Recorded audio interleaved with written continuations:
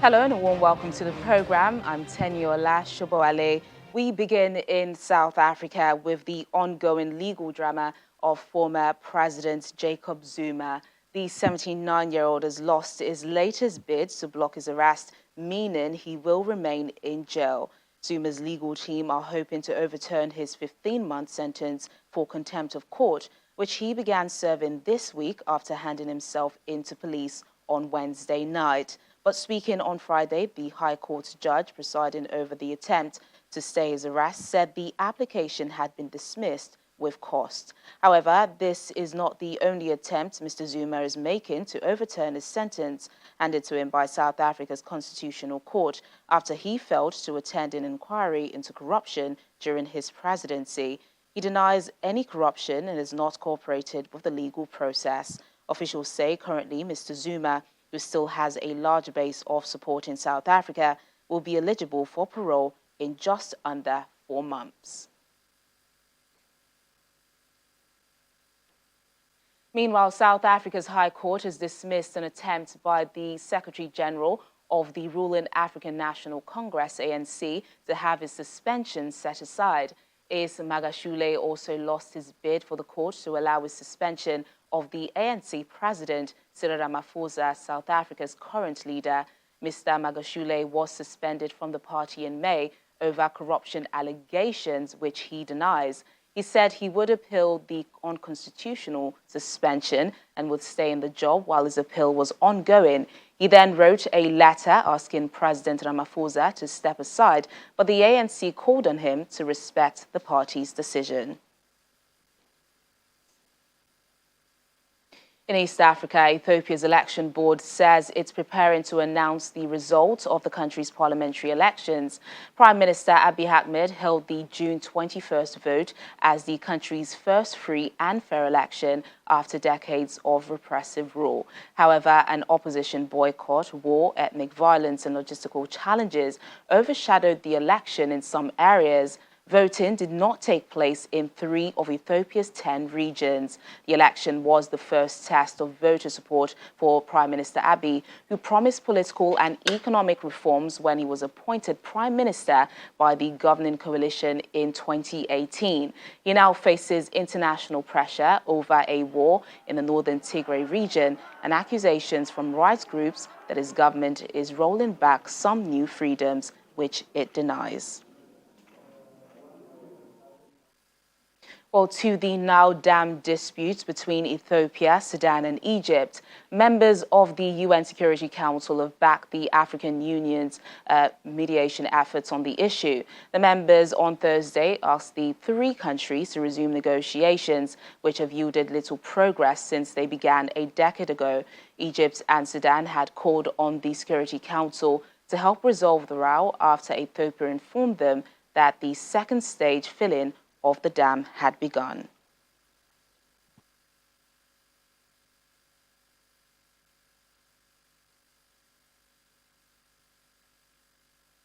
Despite various attempts at negotiations, the parties have been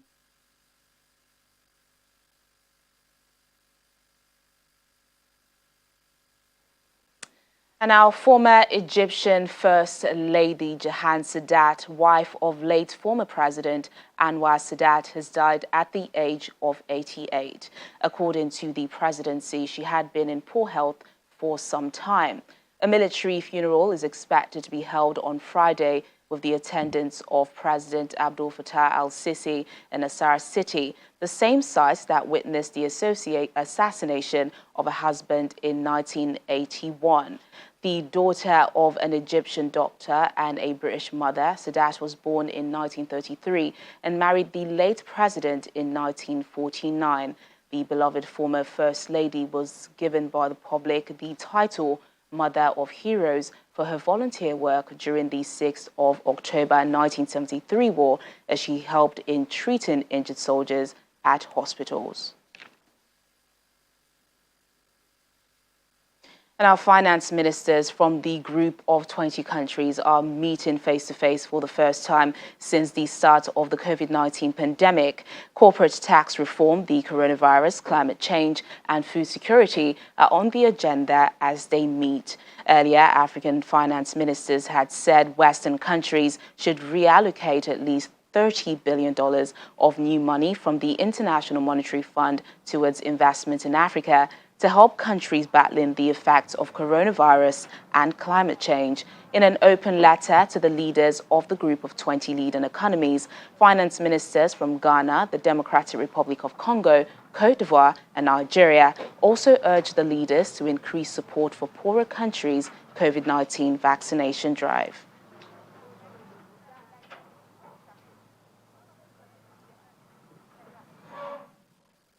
Well, One in Africa Executive Director Edwin Ikoria joins us now for more on the agenda at that meeting. Thank you so much for your time. You know, this is the first face-to-face meeting of the world's largest economies or finance ministers since the pandemic. What are your expectations for this meeting, especially for Africa? I would say that first of all, it is high time that they come together to put on the agenda the issue of the pandemic. And I think the first thing we hope to get back is that coming out of this, the issue of resourcing to end the pandemic is a key expectation. But I don't think we can really expect too much because as they discuss all of these issues around ending the pandemic, you know that the need on the continent is so huge. Only less than 2% of Africans have been vaccinated, whereas the rest of the world is almost moving on. So we are expecting that at least on the agenda they will be talking about a plan and the resource to make sure that we're not just getting out of the pandemic, but we are also recovering. We also know that the issue of debt and the SDRs and their kind of allocation may not necessarily come up with a resolution, but it will be tabled in terms of what are the possible alternatives or mechanisms for sharing or for allocating, the SDRs that are going to the rich countries. So we think that several of these conversations would happen, but our key expectation is that as they think about, preparing for the next pandemic, they should not forget that we are currently in a pandemic right now, and that is the attention to say that as you prepare for the next pandemic, as you discuss climate change, let us work together to get out of this current pandemic that we're in at the moment. Yeah, and it's interesting that you mention, future pandemics. This pandemic has been devastating for economies around the world. But how can the G20 help kickstart Africa's post-COVID-19 economic recovery? I know there's been some policies like the IMF's proposal for allocation 650 billion of special drawing rights, to boost countries' foreign exchange reserves. But do you think this is moving fast enough? So we're quite excited that just, I think yesterday or so, we got the announcement that the board of executive directors or the board of directors have approved the 650 billion SDRs that has been proposed by the IMF. So we're quite excited about that. But in terms of what is needed, we should realize that Africa is only getting about 33 billion out of the 650 billion. The whole of Africa is getting about 33 billion, and that is like 5% of the total sum. Now, what is key is that will not be enough really to get Africa back on track in terms of recovery process. 400 billion of this 60 billion will be going to the richest economies who have already spent trillions of dollars in their recovery process in terms of stimulating their economy again. So we are hoping that as they sit down, as they discuss this time around, it will be clear, it will come out clearly that they will be willing to, share their own allocations, the rich countries, so that it will be available to those countries that really need it, like, poorer countries who are getting just a paltry sum because of their shareholding in the IMF. So we are hoping that there's going to be a clear statement coming out of that, that shows that there is a determination to share the resources going to the rich countries back to the poor ones who really need them, so that who don't have, enough the financial muscle to re-stimulate their economies like the rich countries have done. That's the expectation we have. Otherwise, the global economy is still just going to move at a very slow pace in terms of recovery. Yeah, I think you mentioned quite briefly earlier about climate change. You know, leaders are also expected to address climate change, which is having a growing effect on Africa. What are some of One in Africa's recommendations to mitigate this crisis? Yeah, first of all, we know that Africa is going to be the most hit in terms of the effect of climate change. But we've also contributed the very least, in the climate change itself. And so one of the things we're really looking forward to is how do we catalyze, investments in the green sector, in nature-based solutions that would not just help us sustain our environment, but it also provide jobs on the ground. So how the world leaders, begin to think about an African developmental agenda within the context of climate change, that is the conversation we need to have in terms of, real climate justice. We were not, responsible for the current state of climate change in terms of our contribution, but we are taking the hardest hit.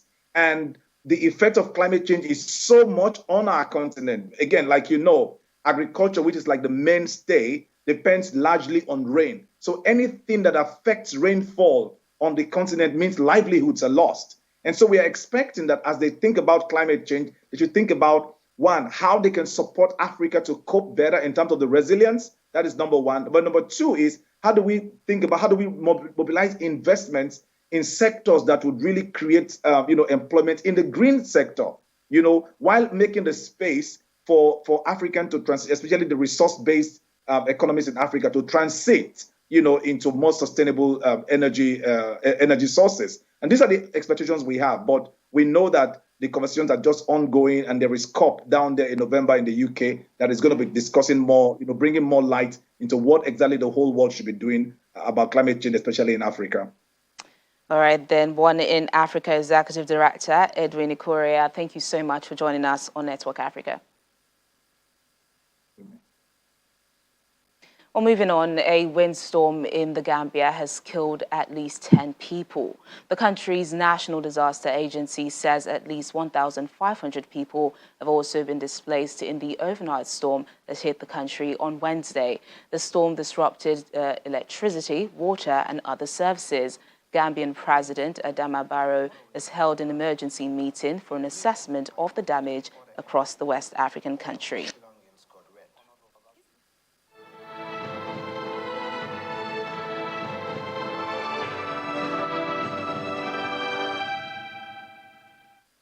The World Health Organization says the third wave of COVID-19 infections facing Africa could get worse as new and faster spreading variants drive infections.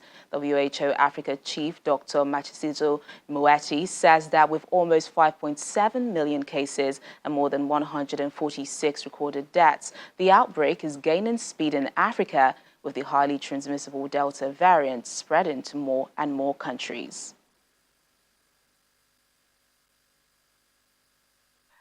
Africa has just marked its worst pandemic week ever, surpassing the second wave peak. During the week, which ended on the 4th of July, there were more than 251,000 cases, a 20% increase over the previous week, and a 12% jump over the January peak. A few weeks ago, we projected this milestone would be reached shortly, and it really brings me no joy to have been right. In total, on the continent, there have now been almost 5.7 million COVID-19 cases, and 146,000 people, sadly, have lost their lives. New cases have increased for the 7th week running. For Africa, the worst is yet to come as the fast-moving third wave continues to gain speed and new ground in countries. To end this is still going to be several weeks away. Cases are doubling now every 18 days compared to 21 days a week ago. 16 African countries are now in resurgence, with Malawi and Senegal added this week, and the Delta variant has been detected in 10 of these countries.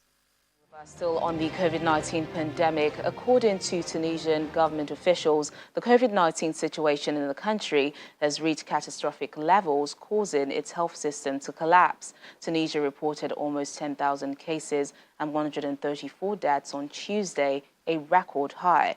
Field hospitals have been established to deal with the crisis, but the health ministry says these are not enough.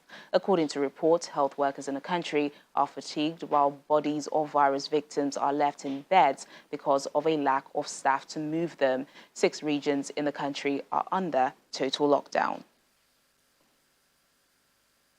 And the Liberian government has received a donation of tear gas and other riot control equipment to enforce COVID-19 restrictions. The donation comes at a time when security forces are enforcing regulations against mass gathering. The consignment came from France and follows President George Weah's recent trip to Paris. The public has ignored warnings to avoid mass gatherings, and crowds are still seen in entertainment and marketplaces.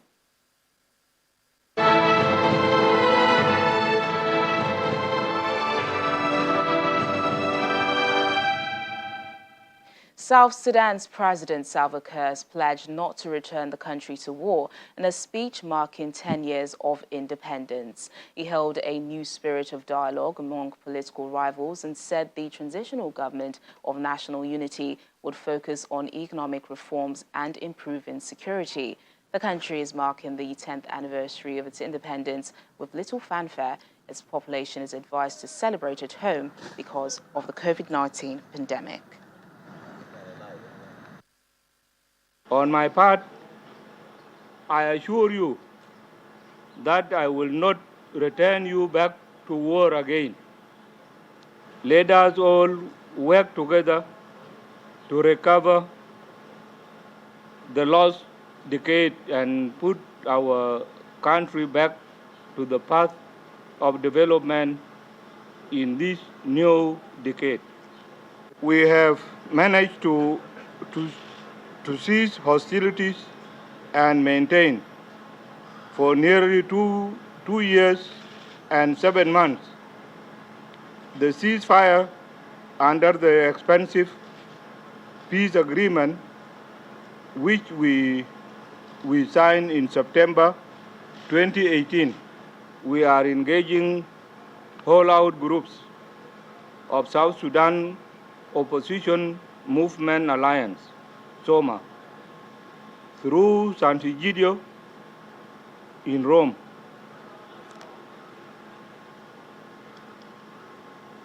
In Rome mediation process.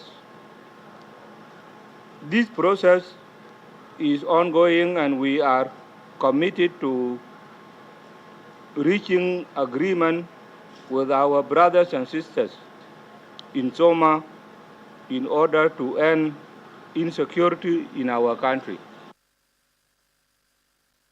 Well, South Sudan, the world's youngest nation, declared independence from Sudan on July 9, 2011. Yet 10 years on, few citizens are rejoicing. Many of the oil-rich nation's 11 million people have spent much of the last decade surviving civil war, hyperinflation, pervasive anxiety about a fragile peace deal, and little to no access to health facilities and services. Oil-rich South Sudan finally secured its autonomy from Sudan in 2011 after 2 decades of fightings. But by 2013, civil war erupted, leading to an estimated 400,000 deaths and one of the worst refugee crises on the continent. The under-resourced and unevenly interspersed public health services that existed before independence have been further decimated by more conflict and a lack of investment and maintenance. When I was pregnant with my son, I felt so sick that I had to go to a neighboring village, about 40 kilometers away, to get treatment. There was no means of transport, so I walked all the way and spent the night on the journey. The UN Children's Fund warned on Tuesday that 4.5 million children in the country need urgent help to fight off malnutrition and opportunistic diseases. We are actually going through the worst humanitarian crisis since independence 10 years ago. There is nothing between humanitarian assistance and no assistance. And that is why we are appealing to donors to really put South Sudan in a separate category where we don't cut, because any cuts, again, will result in immediate impact because there is no, it is not a question of a weak government safety net. There is no safety net. According to the International Committee of the Red Cross, only about 40% of pre-independence healthcare centers in South Sudan remain functional. Officials say the cracks are further exposed at this time of the year. It is now a rainy season. A patient who is suffering or is severe from far away, sometimes it will not be here because of lack roads. There is no access of taking patients from village to here. Or also people are praying at night. They don't use at night. They don't use to work at night because they are afraid with sheep and then cattle. Better equipped and staffed medical centers like the Juba Military Hospital in the country's capital are also overwhelmed. There are a lot of problems, especially in infrastructure. So most of the patients, we can say 100% of the patients are evacuated by our team, okay, from the field, okay, be it by fixed-wing planes or by helicopters. Because of logistics, you cannot just bring a patient who has been requested to be flown today. You cannot bring him today. So they come usually within 48 hours if we say urgent, and most of them, they come also after 1 week. So you see, if you get injuries as fresh as 6 to 8 hours, the outcome will be better, okay? If we find them after 7 days, you can imagine, okay, there will be infection, there will be some other problems. Sometimes they become complicated. For example, this guy, he came after a few days, and has a lot of soft tissue injury, a lot of bone injury, then we have no option. We have to offer him the best treatment, which was amputation. But we are not here for not amputation. We are here to save lives, to save limbs. If they were having services at their locality, this couldn't have happened, okay? Not this could have, we could have probably prevented some of the complications. ICRC also says it's provided surgeries for about 9,000 people wounded by weapons since the world welcomed its newest country in 2011.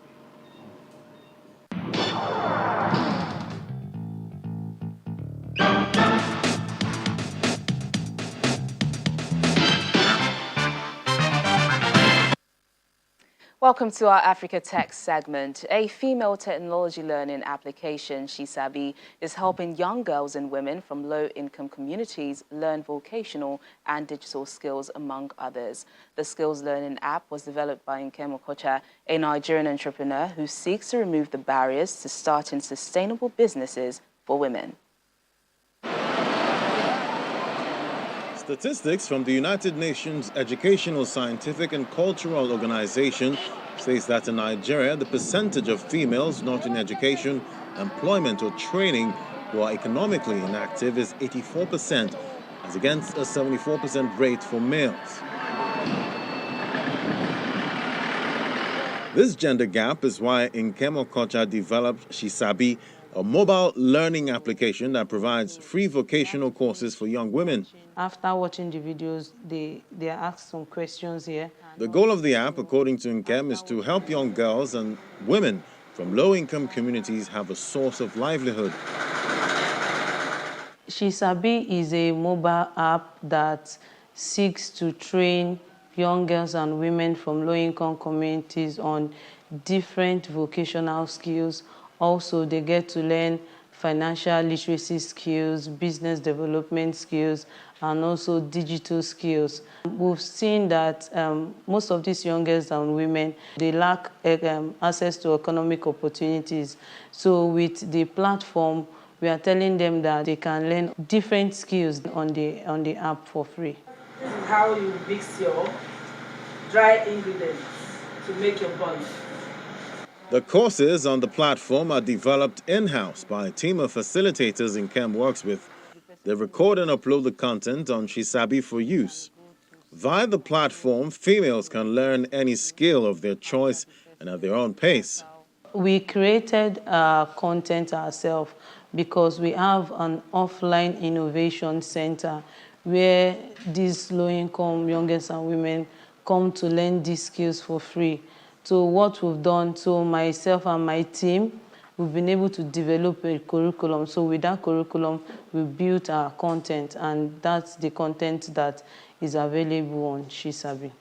Shisabi is a female technology education application that not only targets women at the lower levels of the pyramids for empowerment, but also seeks to help them start sustainable and solid businesses.